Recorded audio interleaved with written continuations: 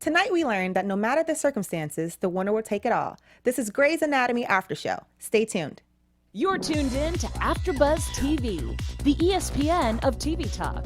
Now, let the buzz begin. Hey guys, welcome back to Grey's Anatomy. There's our little jingle. I know you're probably thinking, who is this face? Who are you? What are you doing? Where are our hosts? Well, I'm Elayna, and I'm new to the panel. So, welcome me. I know you're somewhere clapping, just, give me a round of applause. Elle-Marie, Krista, and Chelsea could not join us tonight, but we'll all be back in the studio next week with a wonderful recap. But before then, let's just go ahead and get into tonight's episode. We're going to be talking about how Catherine finally goes under the knife, Maggie's finally bonding with Avery over a shared experience, and Meredith and Thatcher makeup. It was kind of awkward, but we'll get there in a little bit. I want to know if you guys are watching at home. I see Mikey in the chat room. I see Nevermore in the chat room. Hey guys, so great to be with you. So excited about the plot of this show because we're getting to the point where it starts to, I don't know, you know how every time we're watching these seasons, it goes like it stays at one point and then finally it just hikes really up. And I feel like next episode is going to be really, really good. But tonight I felt that, I don't know, tonight it kind of pulled my heartstrings a little bit. I didn't realize how much Catherine going under the knife would affect me until it was time for her to turn over. Nevermore says, I'm the only one who cared about the Thatcher and Meredith storyline.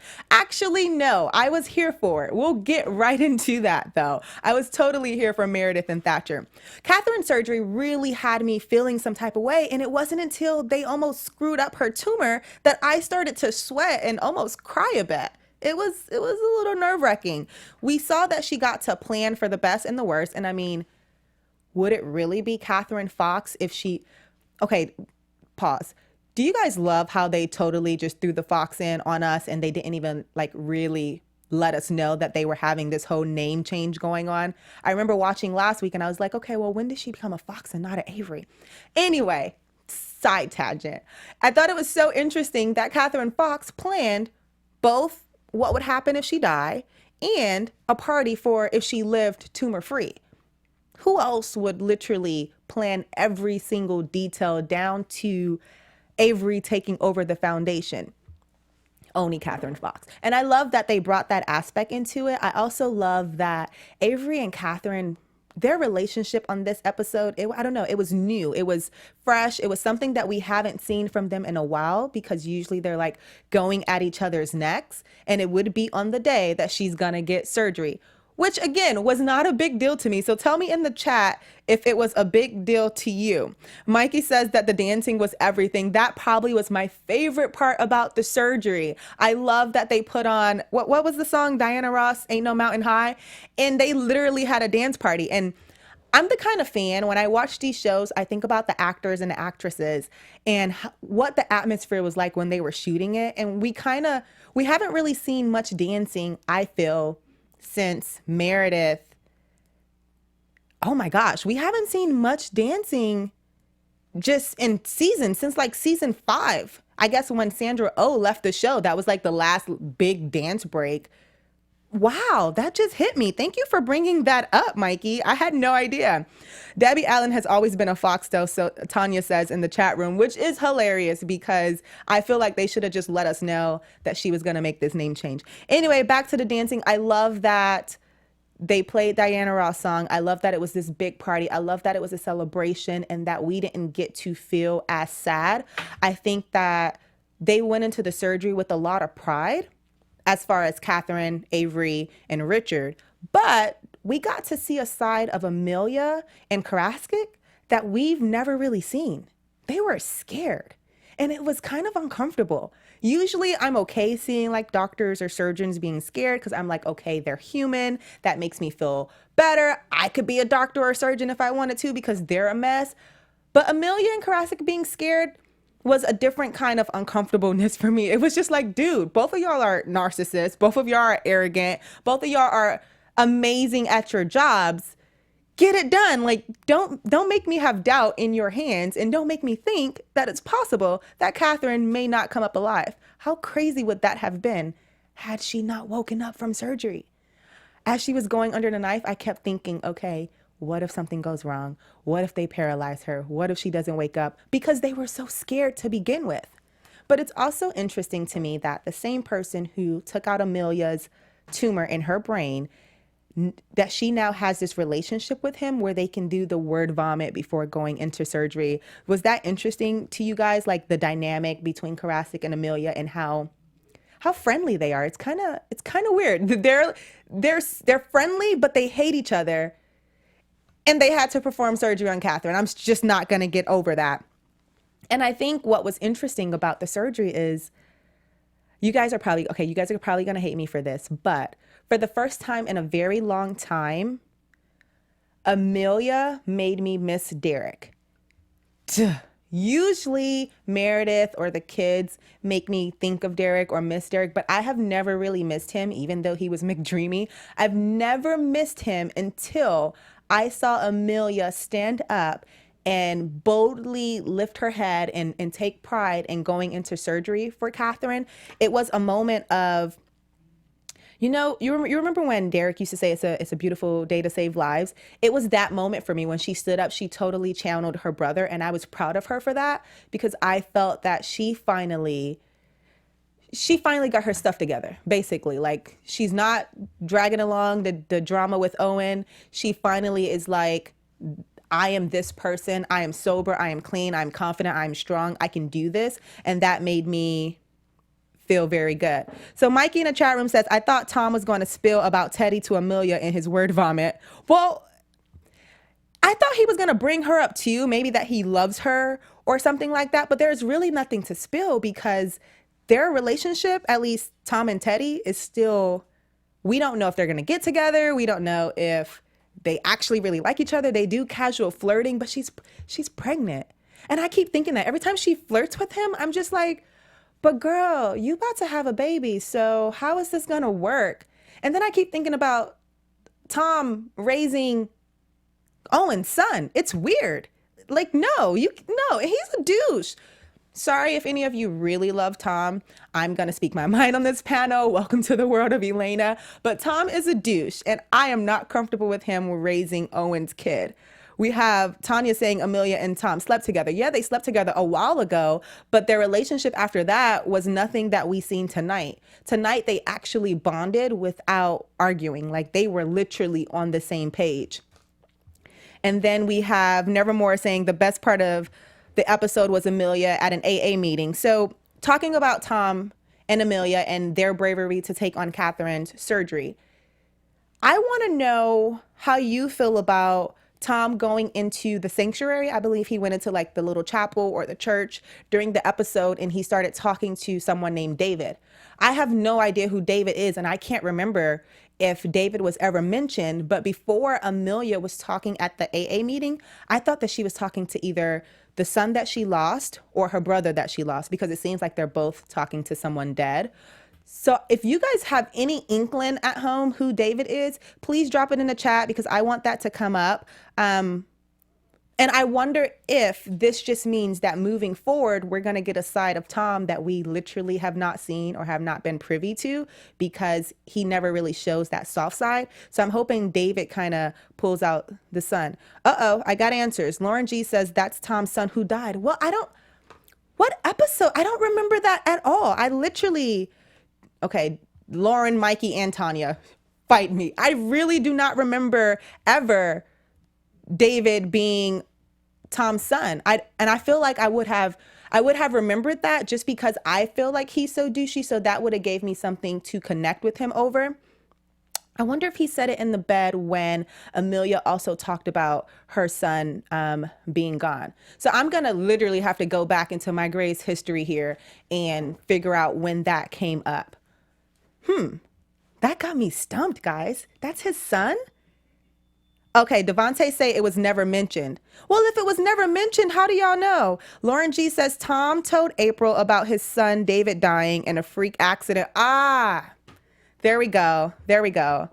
When Tom and April hooked up, they talked about him losing his son. That makes perfect sense. And since we have April in the mix right now, tonight was the first night that we really got to see Harriet. Like we got to see Avery and April's daughter, and she's beautiful. I mean, granted, it's a character, we get it, but I imagine that's what their daughter would look like, and she is gorgeous. I wish we can get a little bit more interaction with her, but I loved seeing that. So let's move over to Maggie and Avery finally bonding. So Avery's super scared that his mom may not wake up from surgery, and this gives Maggie the opportunity to finally be there for him since she knows what it's like to lose her mom. But it was interesting that what made her run out after Avery was her dad. I call Richard her dad because technically that's her dad. Was Richard giving her the advice of how he and Catherine bond and how they get along and how they made their love work through distance. And I love that. I love that he was so cool. Like he, not cool, but he like really kept his temper. He was very calm. Richard handled tonight very well. So for him to be in a position to give that advice to Maggie and Maggie to finally listen to it, I thought that was a beautiful moment that we all needed. Mikey just distracted me. He says, I know, but no mention of April. Come on.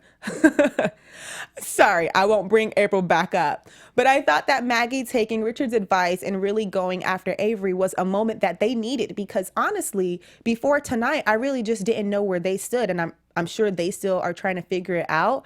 But I would like to see them work through whatever funk that they are in their relationship. And I really want them to talk it out. And finally, he cried to her. He opened up to her. He talked about Samuel, and she was able to finish his sentence about what life would be like without a mom. And that kind of really made me, like, I'm single, so that made me be like, oh, no, I want a boyfriend. That didn't last too long, but it was very interesting to me. And I love that aspect of it. A relationship that did flourish that we kind of we're here for or not here for is Meredith and Thatcher.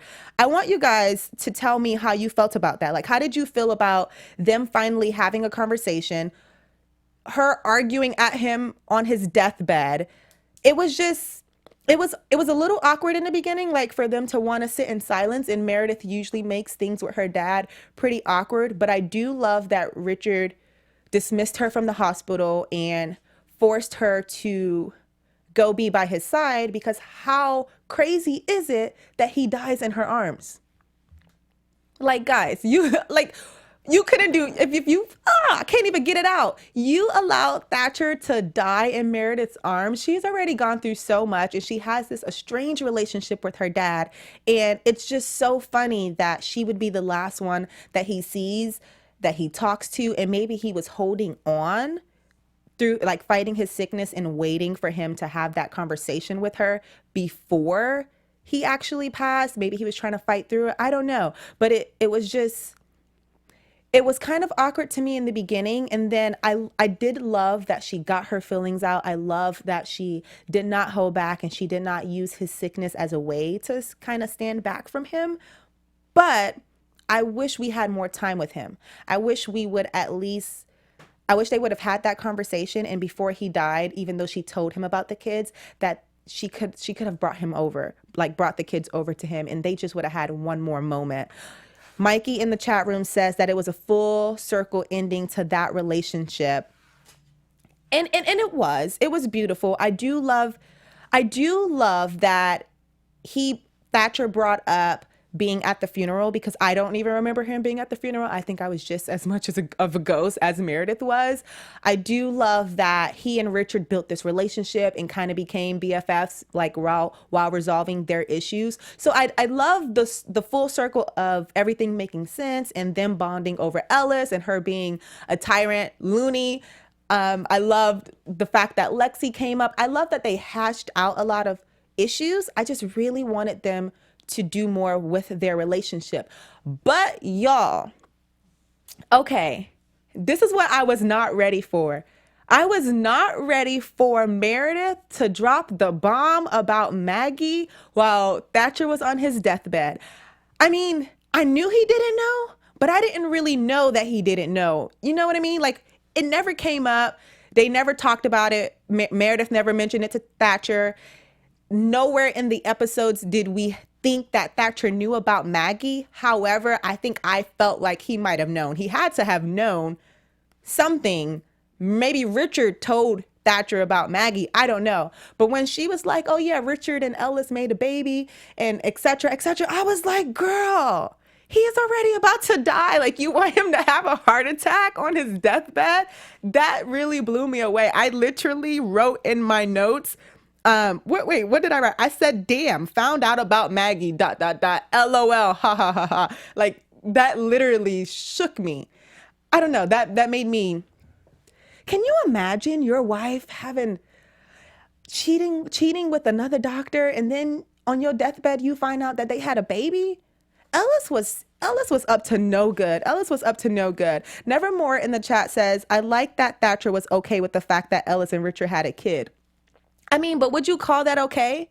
I think the only reason he was okay with it was because he didn't really, it was nothing else that he can do. Like, the kid's 20 plus years old at this point. I think he was taken back. Like, when he choked up a little bit and held onto his oxygen mask, I could feel his heart wanting to stop. But I do love that he came to the moment. So I guess I could agree with you. I do love that he did come to the moment and was like, you know, at least something good came from it. And I forget all the time that Ellis is actually Maggie's mom. So good for them. I do love that part. And Mikey says, I think he knew about Maggie already. He totally did not know from his reaction tonight. I thought that he did too, but I was blown away to find out that he didn't. So that was also interesting. But there were some funny moments that came up tonight that I kind of want to talk about. So Bailey, Meredith's son, when she's bonding with Thatcher, I love that her son says funny before everything. Can you imagine sitting through this after show and I'm just saying, funny? I loved when Thatcher told Meredith blah blah blah, funny. Like, it was so cute. And then for the kids to open the gifts like toward the end of the episode, and then he was like, funny, I love it, it's so cute. Like, that really warmed my heart. And I don't think we have enough moments with the kids. And I realized that while Meredith was talking to Thatcher, I was like, honestly, I don't know how big they are. I don't know how they're growing. The only growth I really see is with Zola, but I don't see anyone else's growth that much because I don't have much experience with them. So I realized tonight that I want more of the kids and I want that to develop. So let's talk about what I think is gonna happen on next episode. Woo, child, the drama. Well, obviously, Catherine's gonna be okay. She's gonna live with cancer. She made it through the surgery. We love that result. But I feel like because surgery went so well that her life is going to be a lot shorter than we imagine or than we think it might be. I just don't feel like I don't feel like the writers really like us to be in a feel good kind of space. They're always trying to like stab us in the gut with some heart-wrenching news. So I really feel like Catherine's life may be coming to an end, which makes me very sad because I don't want to see her character go. But I feel like that's the only twist and turn that they're really going to be able to do with her storyline at this point. I do feel like Avery and Maggie will figure it out. I feel like they'll be in love. They may even get married. We need some love happening. But unfortunately, I know I said we need some love happening, but I really feel like Tom and Teddy might hook up. And that is disgusting to me. Like, it makes me want to vomit in my mouth. I don't want that to happen. I don't want Owen to fight Tom because Tom is now hooking up with Teddy, who is pregnant with his baby. Oh, the drama. But we do have a triangle to look forward to between Meredith, Link, and I'm losing his name. Give me his name. What's the little brother name? Lexi's ex-boyfriend. Oh gosh, are you kidding me? The one who speaks Latin? How could I forget? Y'all, what's this little boy name? Oh my goodness. I have never forgotten anyone's name. What's his name? Someone tell me. I know that you guys are in the chat room watching. Tanya says that Zola's 8, Bailey's 5, and almost 3. How do you know this? They don't show us the kids at all. So the fact that you know their exact ages is scary. Oh, wait. I'm joking. Did she say that toward Thatcher tonight while he was on his deathbed? I know she gave characteristics and personalities. I do not remember her giving ages. Thank you, Naya, for the save. DeLuca. No, he goes by another name, though. What's his first name? So DeLuca and Link and Meredith are going to be in a Andrew. How did I forget that? DeLuca and his sexy accent. Anyway, Don't know how she's gonna choose between that one. I'd love to hear you guys' predictions for what you think is gonna happen on next episode. I'd love to know about, I think they're gonna make it like this Valentine's Day episode, since Valentine's Day is coming up and everyone needs to be in love. But again, all of us are not there. So we'll see what happens with that. Hopefully we get to, okay, Devontae said she did. Sorry, guys. Devontae in the chat room did say that she gave the ages of the kids. So I must have missed that because I was like wiping a tear from Thatcher taking his last breath. That I can go on a whole tangent about how Meredith loses everyone in her family, but she has Maggie and she mentioned having Maggie. So we're going to hold on to that thought. I think that Meredith, Maggie, and Amelia's relationship is really going to grow because they all seem to be in a stable place. They seem to want to work toward bettering themselves and finally not in this rocky place. So I think we have a lot to look forward to outside of the love triangle that Meredith is creating, and I'm not mad at her for it. She better get her groove back. So I want to know how you guys feel about tonight's episode. Let me know if you also were scared that Catherine may or may have not woken up. Let me know what you feel like is going to happen for next episode. But I think that we covered it. It was just so interesting that there were only like 2 topics. Maggie and Avery was barely in there. Tonight's focus was more so on Catherine's surgery and Meredith and Thatcher making up, but I'm pretty sure we're going to go really big into it next week. Before I sign out, I have Tanya and Mikey in the chat room saying that there's going to be a Christmas episode. And I agree with you, Mikey. That is very weird because Christmas was a while ago. I don't know if it's going to be Christmas. It also has Christmas. That's very weird to me. Tanya says Grays have no time. I guess that is also relevant when it comes to Thatcher dying tonight. I wish we could do some kind of small funeral for him. Maybe we'll remember him in some funny way next week. But guys, that's all I have. If you have any last comments or chats, go ahead and drop it in the chat. I definitely go back and check all of the comments after the show has aired. If you're on iTunes, we would love to hear back from you. Give this show a rating, leave us a comment, and I'll see you guys next week. You can follow me on all social platforms at hey_it's_lay, and it's so great chatting with you guys. Can't wait to see you next week. Bye. Our founder, Kevin Undergaro, and me, Maria Menounos, would like to thank you for tuning in to AfterBuzz TV. Remember, we're not just the first, we're the biggest in the world, and we're the only destination for all your favorite TV shows. Whatever you crave, we've got it. So go to AfterBuzzTV.com and check out our lineup. Buzz you later. The views expressed herein are those of the host only, not necessarily reflect the views of AfterBuzz TV or its owners or principals.